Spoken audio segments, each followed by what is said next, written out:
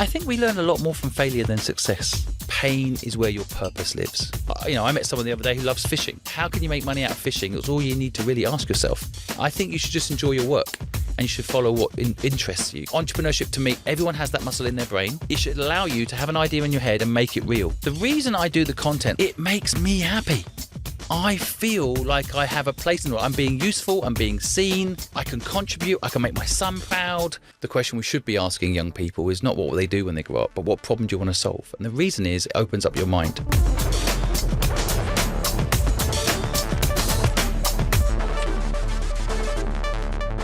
We are at Champion Combat Centre, and this podcast is all about speaking to people at the top of their game, hearing their story, mentality, mindset, all that good stuff. And to do it with me is none other than UFC heavyweight champion Tom Aspinall. Mate, we're going to get straight into it. You introduce our guest for this one. Yeah, this is someone that I've been following for a long time, actually. We've met him before. Very nice guy. Simon Squibb, welcome. Thank you. Give him a clap. Yeah, Give him a clap. Well, thank you so much. Shall we mention the... Because we usually start the podcast, Charlie likes to pick up on something that is wrong about me. Oh, but wrong about you? Yes, it'll either be the haircut, the pants, the socks, whatever. Right. Simon today... lighten the mood a bit. Yeah, Simon's actually spilt a water on his top. Just to get the elephant out of the room. Dribbling. We'll point that out straight away. Go watch it on video, you'll see. Great advertisement for drip water. Right? Yeah, exactly. Drip water down my top. There we go. It works. How are we doing, Simon? I'm good. Yeah, no, I'm excited to be here. Life's good. I'm enjoying what I'm doing. We're just starting a new thing right now, so I'm very focused on this new thing. And yeah, life's good. Oh, mate, well, listen, this podcast is basically made for you because I know there'll be people listening, watching, and we'll want to hear all about, your story and those sort of little tips and tricks that you obviously give out on a daily basis. But what we do is we try and go to the start and obviously from a childhood perspective and try and just sort of understand and explain to our audience kind of for you how important was your childhood to where you are today and that environment and obviously where it got to for your journey. Yeah. Well, I have told this story before and I always feel like maybe at this point I've told it too many times. And every time I tell it, I have to relive it a little bit, which is a little bit painful. But I grew up in a small town in England called St Neots, which is just outside Cambridge. And I lived in a town where the biggest aspiration, generally speaking, was get a job at the local Nissan factory. And that was really growing up what was the aspiration. Go earn 300 quid a week, 500 quid a week if you were really good working in this Nissan factory. So I look back on that and realised that was probably potentially my destiny. Very sadly, my father died of a heart attack right in front of me when I was 15 years old. He was only 54 himself. And 1 minute is there, 8 minutes later he's not, it's gone. And that changed my whole life, as you'd expect. Within 3 weeks of that happening, I found myself homeless and on the streets, which is insane to tell that story. Looking back, it was probably the worst time in my life, as you'd expect. And I often tell people that, I wasn't institutionally homeless. I was homeless for only 8 weeks. But I could have become institutionally homeless very easily. And I got out of it through a combination of just luck and no choice. And the story of how I got out of it is a long one. But in simple terms, I tried to get a job at 15 years old in England and I couldn't because I didn't have a national insurance number. I can't fill out the form. I didn't have an address. I didn't have a number. So I couldn't get a job. I really tried. That was the thing I was taught at school to do, right? Get a job. And then I went to the other thing that I've been taught is always going to be there for me. I went to social services.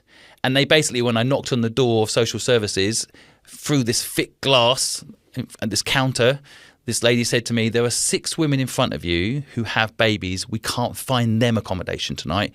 So I'm sorry, you're very low on the queue. Very unlikely we'll be able to find you accommodation.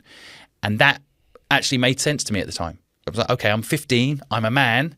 I clearly wasn't yet, but I thought I was. And of course, parents needing accommodation was more important than me. So I had no choice. I couldn't find a job. This is what I knew. I couldn't get help from social services. And so I didn't want to be an entrepreneur. I wasn't that person selling lemonade at 8 years old. I wasn't. I just had no choice. This muscle in my brain woke up and said, create something. Take an idea from your head and make it real. And that's what I did. I started a business. I had no choice. I didn't want to.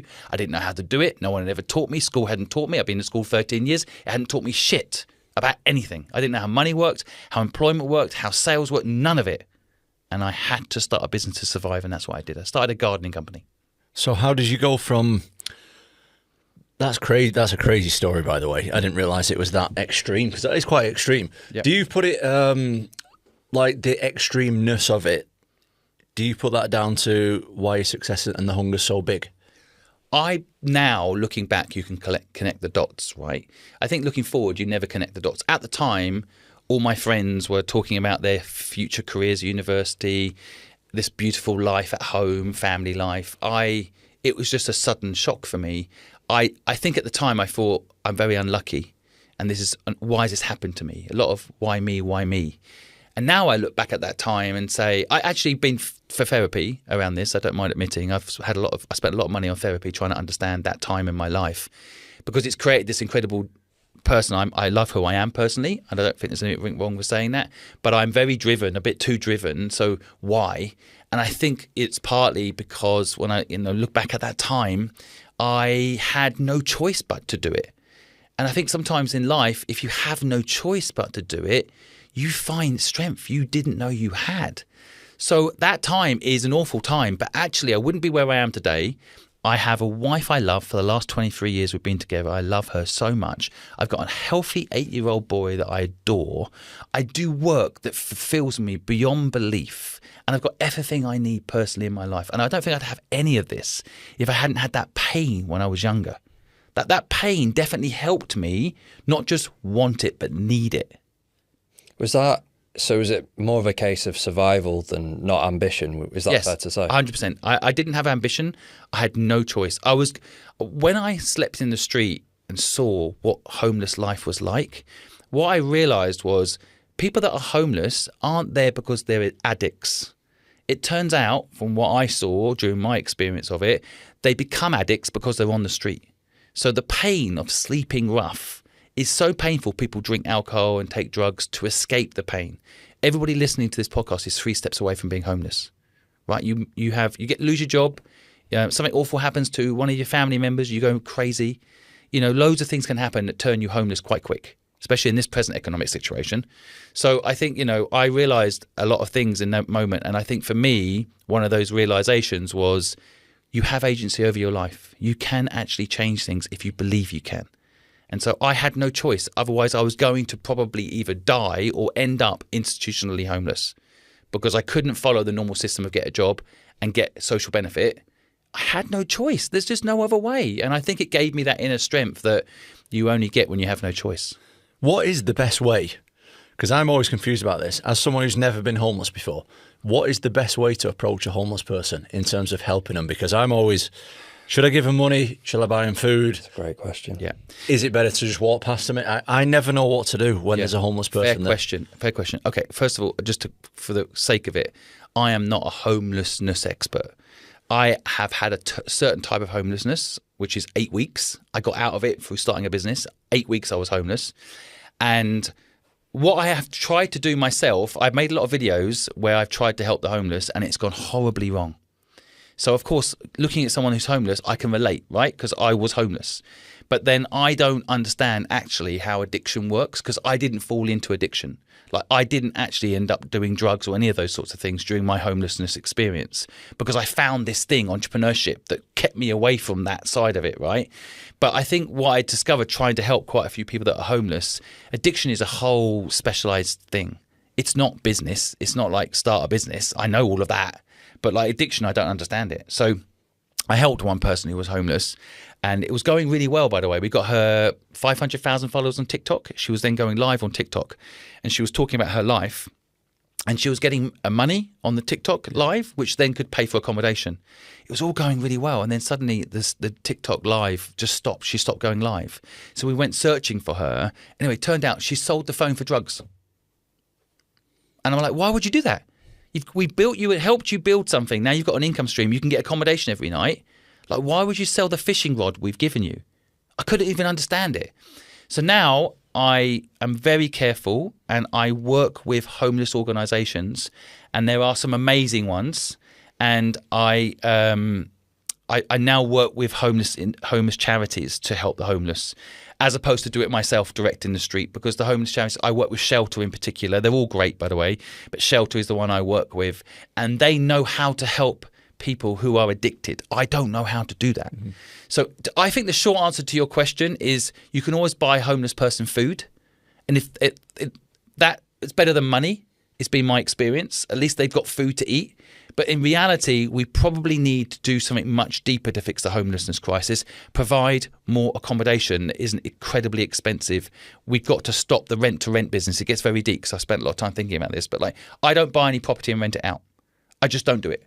Because I feel like we take housing stock, we make it expensive. We've made money so cheap that people can buy a house, it pushes the price up. A nurse can't afford to rent, a nurse can't afford to buy. 1 in 3 nurses in this country are on food stamps, but we want them to save our lives tonight, my life, your life, people, your listeners' lives. We want them to do and be paid low. We can't afford to pay them more, apparently, right? There's no money tree, remember that? So like, oh my God, so why would I buy a house and charge 8% yield? And push the price up of property and then cause pain to the very people that could then become homeless. I think we need to fix the housing problem, not just give someone a sandwich, right? But on a simple level, if you just help them by giving them some food, hey, at least that's something, right? Yeah. Someone listening or watching this, let's talk about that first business, gardening. What was that purpose for you, and how did that sort of start that journey that you're still on today? So yeah, my first business was a crappy garden company. And all that happened, it wasn't me being a genius. I was desperate. And I had a friend of mine had just a school friend, not a friend anymore actually, they've now died. But when I was younger, a school friend let me stay at his house for a few days, but the parents weren't very happy about it, and I was quite embarrassed about my situation, so I didn't want to stay there another night. So I was like, okay, I'm going to have to sleep rough. And I remember walking around near where I was and seeing this big, beautiful house and a messy garden, and thinking, my brain woke up for the first time. I call this the entrepreneur muscle in my brain. It woke up for the first time and spoke to me, and it said, they've got a big, nice house, but they've got a messy garden. They'll probably pay you to tidy up the garden because they haven't got time. So I literally just walked up to the front door of that house and knocked on the door, and this guy answered, and I just said, hey, I'll take care of your garden, and will you pay me to clean it up for you? And they're like, oh, sure, okay. Probably took pity on me and gave me a chance, right? Said, sure. And they said, how much? And I just picked a number at the time. I was like, it was £200 at the time, roughly. And I was like, okay, that's amazing. £200? That's a lot of money. They're like, I think they took pity on me, by the way, because £200 was probably too much. Yeah. But I think they took pity on me and can see there was something wrong. And anyway, that was it. I suddenly had a gardening contract. I think looking back at that time, and when I tell the story, I kind of suddenly I'm there, by the way. I think I was like, okay, now how am I going to do the work? I need equipment. So I just asked the person who owns the house, can I use your equipment? They're like, sure. And suddenly I'm like, okay, I've taken an idea in my head, take care of someone's garden. I've made money from nothing. This is what I love about entrepreneurship, by the way. We create things from nothing. We don't extract. Banking system extracts, by the way. Entrepreneurs, we create. We create money. We create value. So suddenly I created value. That garden wouldn't have got taken care of for months, potentially. And suddenly I created £200 worth of value from nothing, right? So I was like, this is incredible. I can just knock on a door and someone says yes, and I can create income. And I don't need to wait for a job. I can create one for myself. But I'm a really bad gardener, it turns out. I didn't know that. Mm-hmm.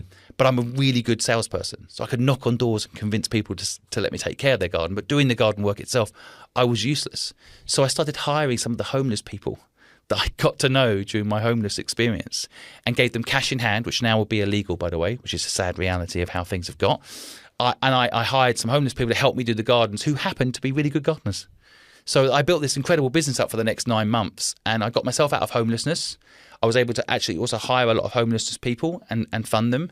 But then the business died literally overnight. After 9 months of building it up, it just died.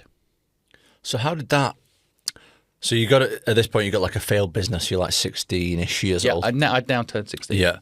So how did you go? Like, how did you bounce back from that and then like start to push on to where you are now, which is like, how many businesses have you got at the moment? Well, I built 19 companies, including the gardening company. And you've invested. And I've invested I've just invested in my 82nd company. Yeah. So I now invest in 82 businesses. So you've got shares in around, give or take, 100 businesses plus.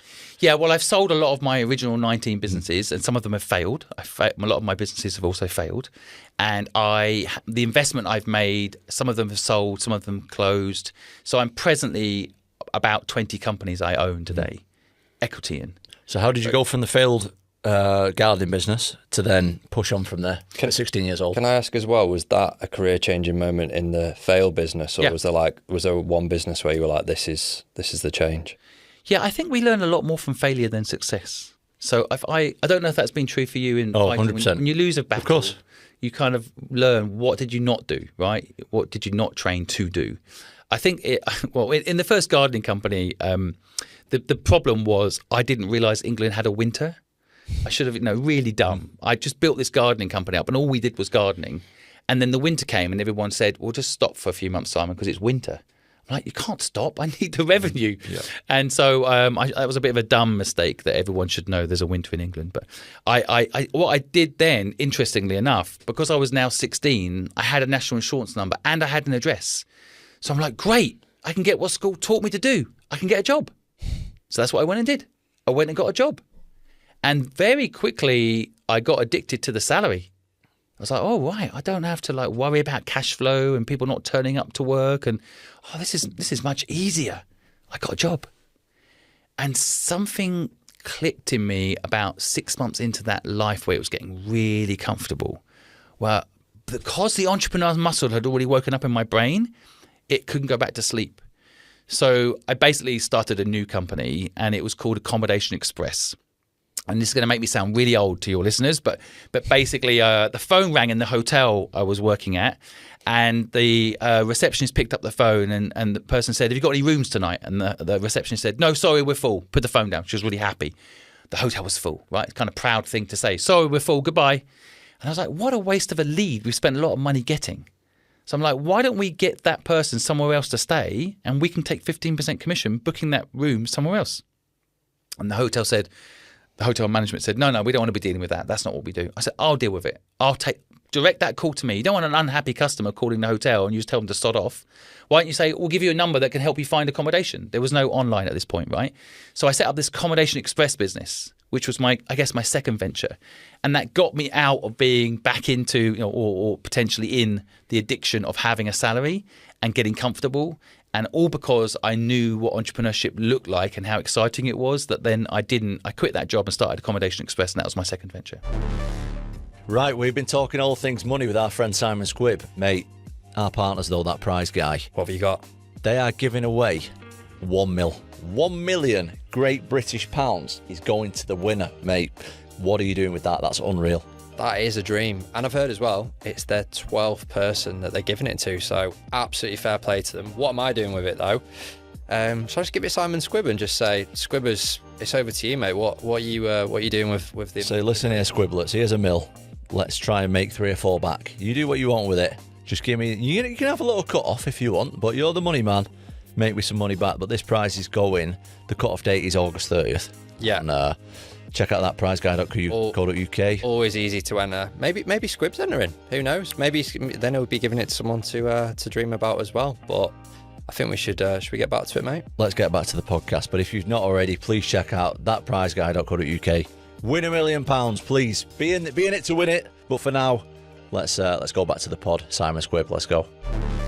Let's pick up on that entrepreneurial muscle for someone that's thinking, oh, actually, I might be that. And especially in today's society, to what you were explaining back then, there was a lot more opportunity to kind of do that stuff. Now in that sort of world, do you feel, what's the signs of the entrepreneurial muscle if there's a 15, 16-year-old listening to this? Everybody has it.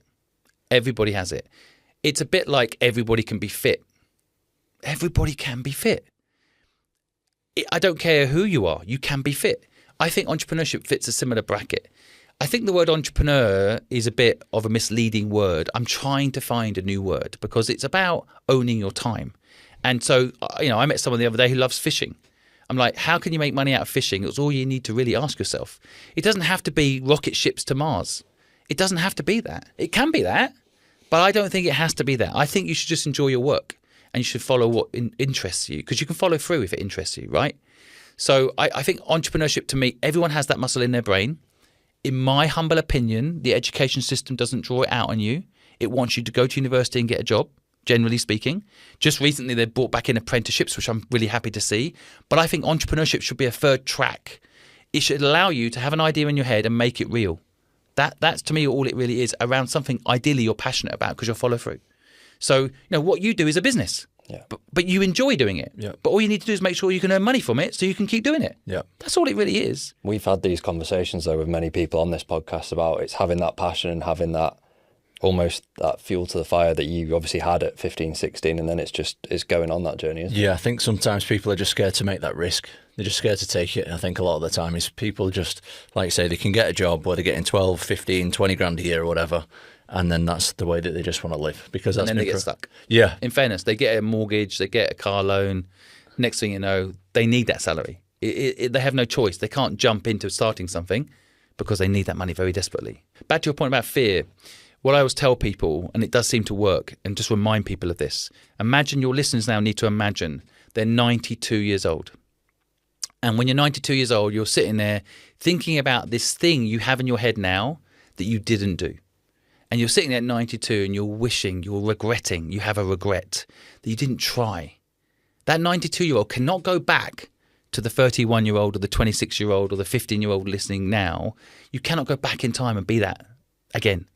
You have to do it. And if it fails, at least it's a story when you're 92 about how you tried to do something. But if you don't do it, you will live regret. And that's the biggest thing people later in life say. They don't regret what they did. They regret what they didn't do. Definitely. Well, at what point then did you get to the point where you felt like you were financially free and comfortable? I didn't really recognise financially free. That seems to be a terminology floating around in the last 10 years. I just was happy that I had a business I loved. So one of my big success stories was a company called Fluid. And I started it when I moved to Hong Kong. I moved to Hong Kong at 23. And I started this company called Fluid. And it ended up being the largest creative agency in Hong Kong, helping brands start, helping brands grow. And I absolutely loved it. I'd have people like CNN calling me into their office saying, how can we go international? And there I was, giving them ideas at 30 about how they could do it. And I just loved it. I loved the ideas business. I loved the creative thinking business. And I couldn't believe how much money we were earning doing it. So I was never thinking about financially free. I was thinking about, I enjoy my work. How can we make this company bigger and more successful? We made a lot of profit. I just plowed it back into the business every year. And I wasn't thinking about, I want to take money out. I was like, I don't want this business to ever die. And I saw a lot of people come and go because they were taking money out and they weren't reinvesting in the idea they loved. They were just doing it to make money. And I think that's when a lot of businesses die, because they're extracting instead of building. And so I think, financially free, to answer your question in a simple way, when I sold my companies in 2016, I pretty much sold up everything. And I moved back to England from Hong Kong, and I had a baby. And I think when my baby was born, I was like, I don't have I could, as long as I don't live past 105, I never need to work again. I did the numbers. I own my home outright.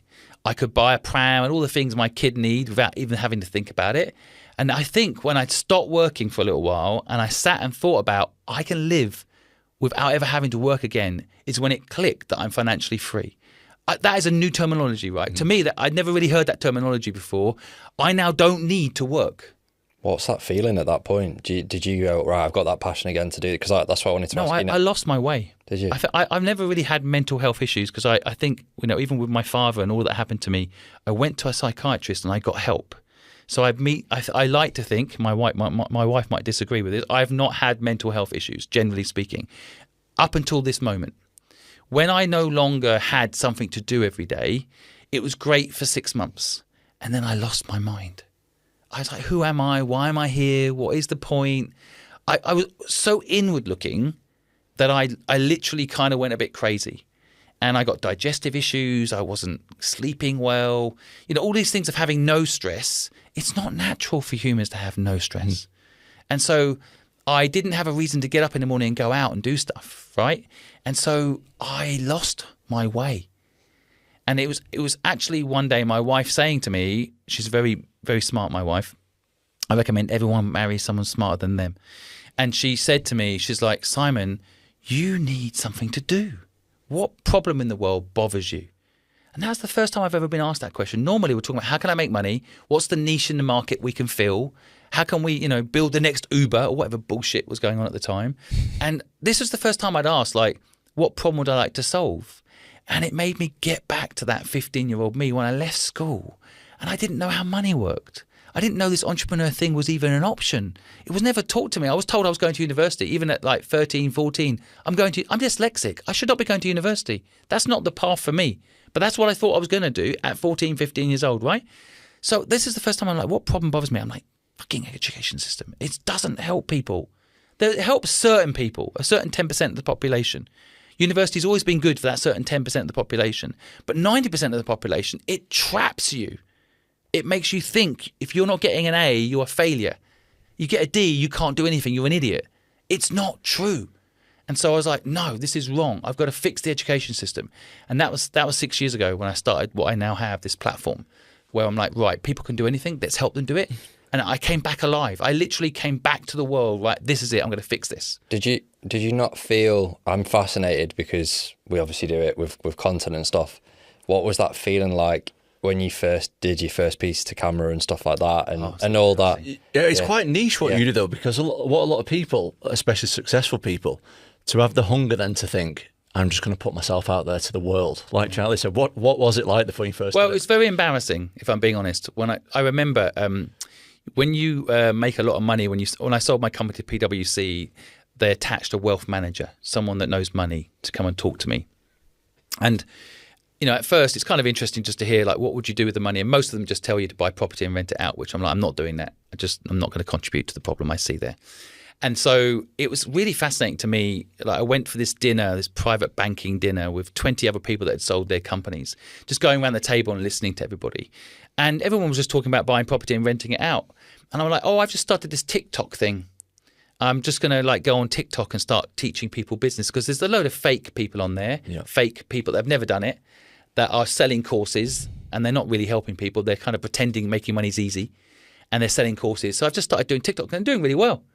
Honestly, the whole room laughed, like at me, kind of, to be honest. Like, oh, what, a 50-year-old on TikTok? 6 years ago, 7 years ago, I was laughed at. And so, but I pushed through the cringe, they say, right? I pushed through it. I remember the first time I went live. And so I've been live all this morning, as you guys know, because I almost gave away your office location. Yeah. And I think we had across all the channels when we closed the live, 135,000 people had joined the live. But when I first went live, this is what happened. I put the phone up, I pressed live, and there was no one there. Zero. It shows you how many people were on the live, right? So I'm like, hi, I'm Simon Squibb. I want to teach you business. Anyone here? I'm like, is there anyone here? There's no one here. I am talking to myself. What am I doing? This is insane. And then one person came in the room. Literally, it went to one. And I was like, oh, there's somebody here. What do you need? And it went back to zero. Oh. And I was just like, oh, this is embarrassing. I'm gone mad. I'm talking to a camera on my own, and there's no one there. But then I just, for some reason, I was like, this is fascinating, though. And I kept going, and I kept going, and I kept going. And now I have one of the biggest platforms in the What about stopping people in the streets? Because predominantly, and interrupt me if you think I'm wrong, but is it fair to say that your main content is essentially stopping people in the streets, asking them what their dream is, and trying to help them? That's generally what your content is. Where did What's Your Dream come from? But how's that received a lot of the time? So, because obviously you're mainly posting the positive reactions. Yeah. Is there much negative or not? There's a lot of negative. I have been told to fuck off so many times. By the way, I have put some of those up, but they got banned or blocked, and also when people are rude to you, I tend to not want to embarrass them by putting the videos up. They would do well, but I never. The hug tour girl, that girl? Yeah. She asked for that video to come down 1 million times for the people that put it up, but they didn't take it down. Yeah. Okay, then what happened, but she didn't want that video up. I can't do that. If someone wants the video down, I don't want to hurt anybody. That's not my mission. But I have been told to fuck off many, many times. And people have threatened to punch me. All sorts of awful things have happened, but I would never put those videos up because the people in the videos will be hurt. No point. So I put up the positive stories because they're the ones that, those people that have a dream, I can put it up and their dream gets help, right? From my 21 million followers, they can help them, and they have. So it's been a journey doing the content though, and I definitely think, okay, the what's your dream bit came about. It's kind of a complicated story, but it's simple at the same time. It's an evolution. I think any brilliant idea, if you go back to the beginning, they're not really brilliant ideas at the beginning. So like Facebook, Mark Zuckerberg, he actually stole the idea from someone else. It's been proven in a court of law. He stole it from the Winklevoss twins, right? It's fine. And then he just executed better than they did, right? So I think, MySpace was around, but Facebook came along. Social network wasn't new, but the way he executed it was. And I think with my content, I am an innovator. And I look for the new thing that's going to help people, in my case, and spread business knowledge. That's my mission. Fix the education system by offering an alternative in the short term. And so I think what happened was, originally when I started, COVID hit. And so we were all kind of homebound. And during COVID, I did a lot of podcasts. I did 200 podcasts from my house. Wow. Right? And so during that time, I pretty much covered every single subject about entrepreneurship. And the thing I felt at the end of it was like, okay, I've created this incredible depository of knowledge, but what do people need now? I was kind of like sick of hearing my own voice. That we called them talking heads, right? They're like, this is how you start a business. And I'm like, at some point, it's just pointless, right? So I thought, I'm going to go out in the street and ask people what they actually need. So my original thing wasn't what's your dream. My original thing was, hey man, what's stopping you following, what you love to do? What are you doing right now? Those sorts of casual conversations. And then one day, TikTok introduced this new system where you go live and you can help people in my case, but some people just do games and all sorts of things. But they started giving gifts. People can give you gifts. So I was doing a live one day, and then at the end of the live, I helped someone on the live. And when I closed the live, I suddenly made £150.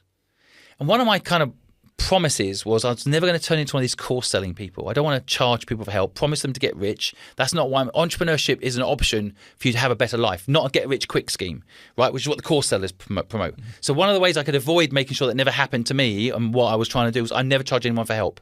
But suddenly I made £150 from helping someone on a live. Now the person I was helping didn't pay me. The people listening said, oh, we love this advice. Thank you for helping this guy. And they just felt generous, and lots of people gave me a little bit of money and it turned into £150. But I felt guilty. So because I had this crazy mandate to never charge people for help, it made me innovate. I was like, I've got £150 now that I shouldn't have. I don't need money. So I went out that day with £150 in my head. I'm going to give it to someone. And I went to a supermarket. And just in case you've got a supermarket brand sponsoring you, I won't say which one. And I went into the supermarket and I was like, I need to get some lunch. So I went to the sandwich counter, and there was a lady filling up the counter at the sandwich counter. And as I was looking for my sandwich, I just turned to her and said, what's your dream? What do you want to do in life? You're filling up the counter now, but like, if you could do anything, what would you do? She's like, I've got this idea to help create a new type of care home. I was like, oh, why? You're young, why are you thinking about this? She's like, my mum died in her house. She was dead for a week before we found out. She's like, I just felt so sad. I was like, my mum was a lovely person.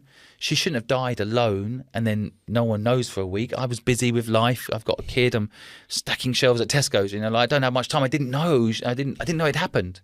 So I never want that to happen to anybody. So we couldn't afford an expensive care home. And the care homes that are available are really awful. I want to make one where my mum could go.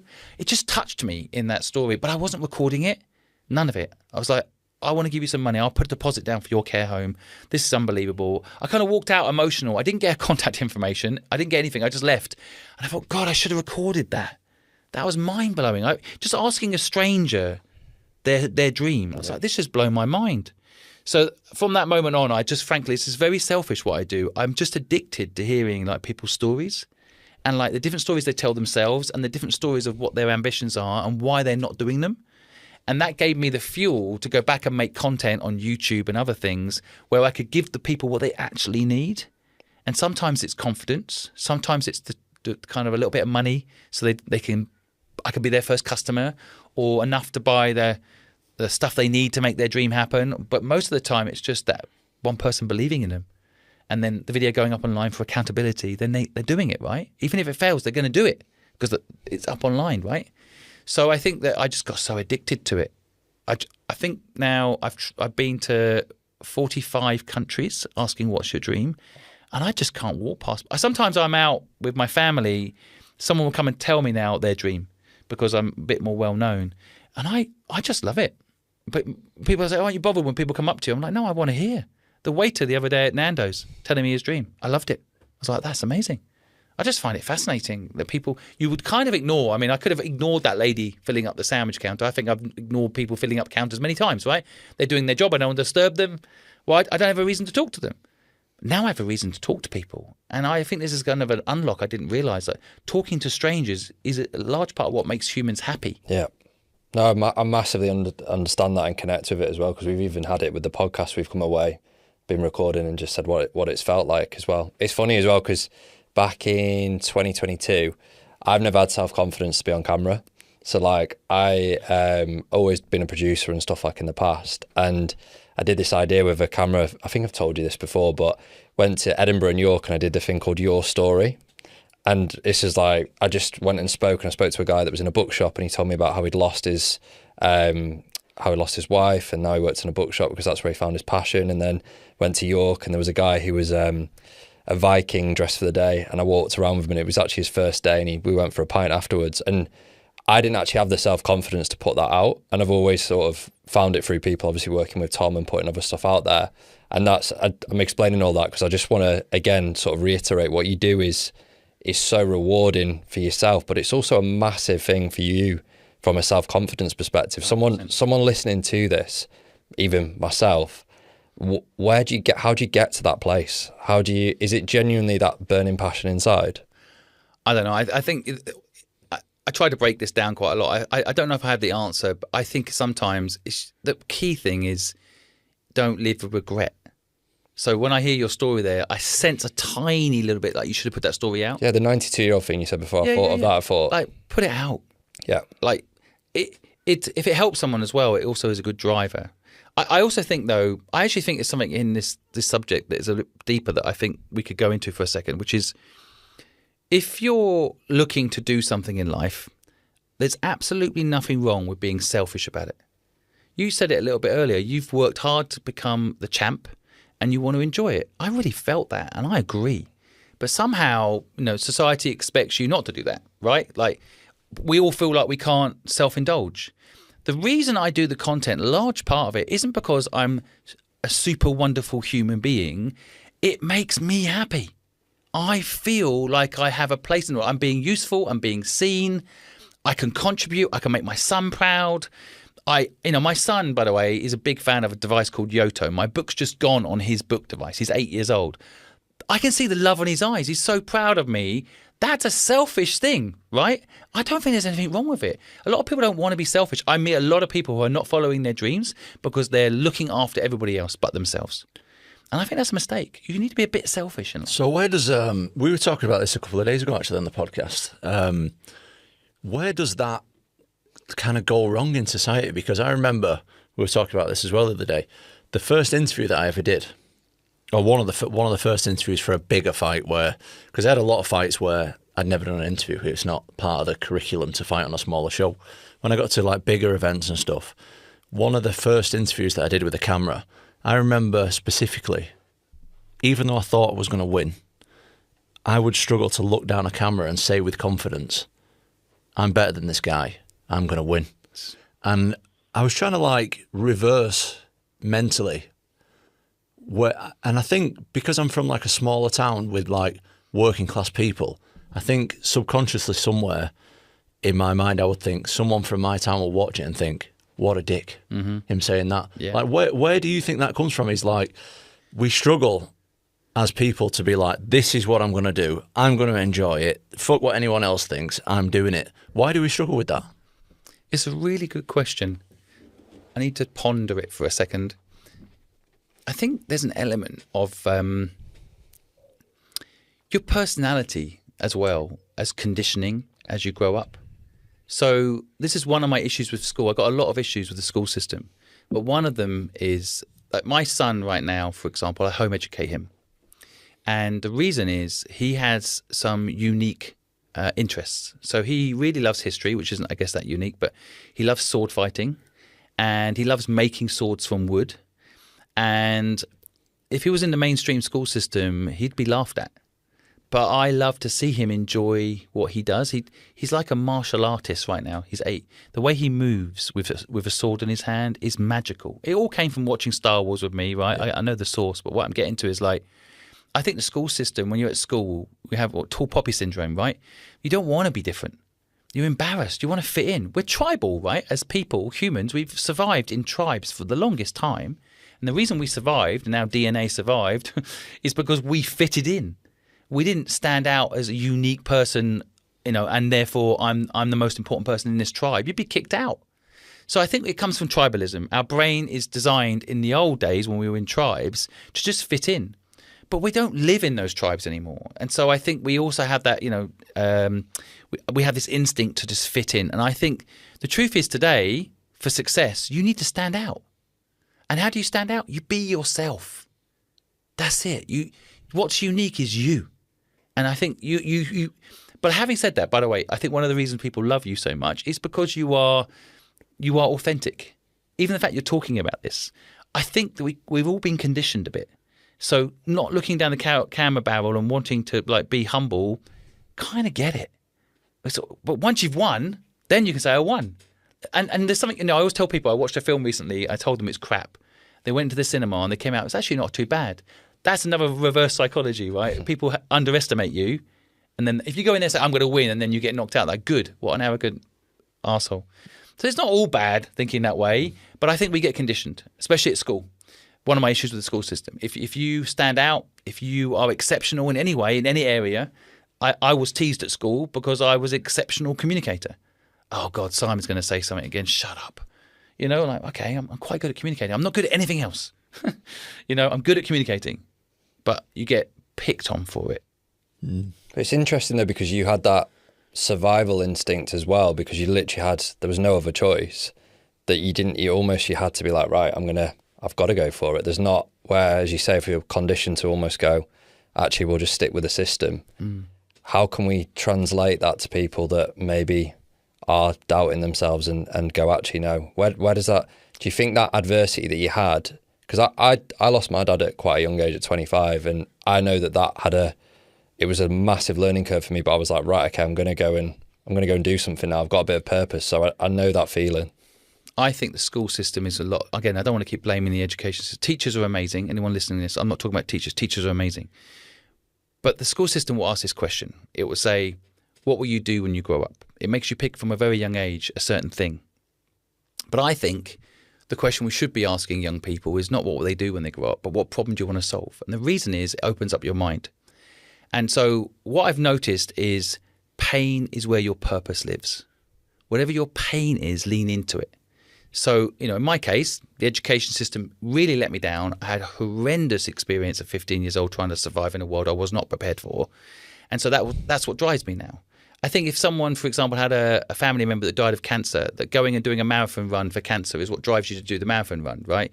Things that happen to us that are awful, sometimes they can either break us or they can make us. I think people need to lean into pain more. And this is a really kind of harsh statement, but for a lot of people I see drifting in life, I tell them, you need a bit of pain. You got it too easy. You can just stay at home and you don't have to work. There's 700,000 kids just come out of uni, can't find a job. That's the beginning of pain, but a lot of them are leaning into it. It's like, oh, I can't get a job, poor me. The university promised me a job, poor me. I'm like, create one. You've got a mobile phone. You can reach millions of people. You've got Wi-Fi. Fight. Maybe literally in some cases. Go and build a fighting career. Fight. But people are too busy blaming things and not seeing this problem as a pain that they can solve. I think you need to solve a pain point. And if you haven't got pain, go seek it. Go find pain. Go travel. See the world where there is pain. See what's actually happening in the world that bothers you. Love it. What would you say to future Simon rather than to young Simon? What would you say? Future Simon. Wow, I've never been asked that question before.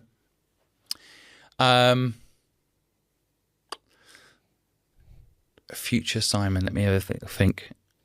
What would you say to future you? Give me a moment to think about this. See, this is one of the closing questions that we ask on the podcast, and it literally throws every person off. Yes, I know. So I usually people say, "Well, what would you think, Tom?" So I've had time to think about it. I think that I spent so many years trying to make it, quote unquote, make it, and do what I wanted to do, and I always put a lot of pressure on myself to, quote unquote, make it and do what I did. Now, I made it years ago, and I realised at the time that I was climbing up trying to make it, I didn't actually enjoy any of it. So I feel like now, going forward, that's my time to try and enjoy it. So my absolute main thing would be try and live in the moment more and enjoy what you're doing. So you're telling your older self to live in the moment more? Yeah. What about you?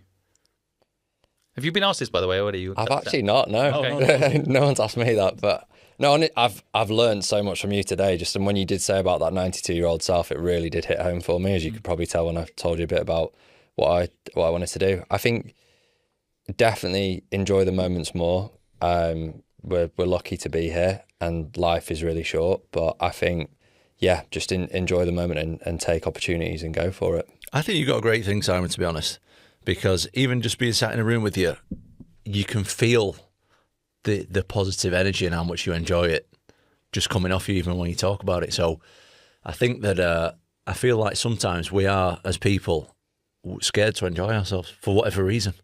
It's almost like, I don't know. Being selfish as well, that really sort of hit home for me as well. But I can feel your passion as well, and just your core with even talking to you. If you can match your selfish needs with helping others, I think that's it, you'll be happy. Maybe that's what I'm missing. I need to help other people more, I think. No, there's a huge link to it. Yeah. Again, I sit in a very privileged position because I got myself to a financial point where people offered me, one person on my TikTok live offered me £10,000 to help them for 10 minutes. Who doesn't want £10,000 for 10 minutes? And I was tempted, even though I've got all the money I need. And I was like, no, I'm not going to break this rule. I'll help you for free. No, I'm going to help you for free. And it's because we are tribal, the positive side of understanding that psychology is what used to make us happy is someone in our tribe had a problem when we helped them. It wasn't about how much money I got off them. If someone's tent fell down in my tribe, I'd help them fix the tent. They stay in my house until it's fixed, and then their tent's fixed and they're happy. Now my tribe has more harmonious feeling, right? So we actually get, the best example is like, if I give someone a present, I get so much joy from giving the present. I get more joy. I bought my wife a car recently. So much joy. The video went viral because my wife looks uncomfortable in the video, right? So receiving a present, my wife's like, "Oh, I don't need a new car. This doesn't feel like." I'm like, "You deserve it. I love you," and she's really uncomfortable getting it. But people always think getting the present perhaps is no. The joy is giving the present. So the joy is helping other people. That's where I get now all this energy from, like another level of energy. I spent most of my life just trying to help myself, and I had a certain level of energy. I have another level because I'm helping someone. They have a good life. They have a better life. My tribe is happy. I feel great because of it. But you do need to be in a certain place where you can do that. And, you do need to also take time for yourself and enjoy it. But whatever you do to help other people also has to be enjoyable for you. So, for example, I have a huge amount of DMs. I can't help everybody. I have to let that go. I can't help everybody. I know that. I'm trying to help everybody. I built a platform called Help Bank to try and help everybody, but I can't. So I also have to accept the limitations of I can help 2 people a day. I can afford it. I've got the time, the resources. I do help 2 people a day, but I have to draw a line on it. Otherwise I will go mad. And I think a lot of people listening might be thinking, how can I help people? I don't have any money. Everyone's got 5 minutes spare today to go on social media and like someone's video of their small business or share it on your stories and give your mate a little bit of support by ringing them up for 5 minutes and saying, are you okay? Or walking past someone that's homeless and giving them a sandwich, even if it doesn't actually end up helping them, at least you did something, right? Every day, everyone's got 5 minutes. I don't care how poor you are, you've got that. And if you do that, the world will be better for it. Someone will do that for you too. Love it. But what would you say to future Simon? Future Simon, you almost fixed the education system, Simon. It's a shame you didn't, but don't worry, you've left a business that will. I'm looking at dead Simon, I think. I'm old, guys. I don't know. Don't look too far forward. You don't. You look great. When the pressure's at the highest for Simon Squibb, what is going on inside your mind? I do struggle now I've got a kid. This is the first business I've built when I've got a child, and it changes everything because I really struggle to be away from him.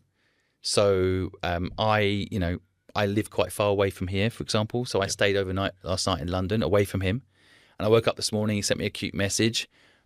That's stressful. I see it on my Whoop, by the way. You should get Whoop as a sponsor. And I actually need to. I've never used one. I would like to. Yeah, get I love one. it. I love it. And I can introduce you to the founder. Okay, I've please. interviewed him on my podcast. But I see a spike in my stress. So I think that, like, let's call it work-life balance, which I think is kind of bullshit. But I kind of I struggle to be away from someone I really miss and love. I didn't get to wake up with him this morning. We always have nice little cuddles, so I think that's my biggest struggle now. But I'm enjoying what I'm doing, and I know your podcast is going to help a lot of people. I know being in Manchester today, I haven't been here for a while. Go see some dreamers. I know I'm going to help a lot of people, but the pressure is there because I'm like, am I being a bad father? And so, he might listen to this later and just let him know I love him. He might listen to this later and think, my daddy wasn't there this morning on the Saturday morning with me. I find that hard. I think that's, a really special way to wrap this up. Thank you so much. Yeah, thank you, Simon. Yeah. Really appreciate it. That was great. guys. Yeah, it's been great. Is there anything that, just before we go, we always say to our guests, anything that's coming in the future for you? Obviously, this will be going out around sort of June, July time. Yeah. Is there anything, to look forward to? I have a drinks brand almost as good as Drip coming out. And I also have a book for kids called What's Your Dream? The Workbook, which helps give kids what they're not given at school, a chance to think about their dream and how they can make it happen.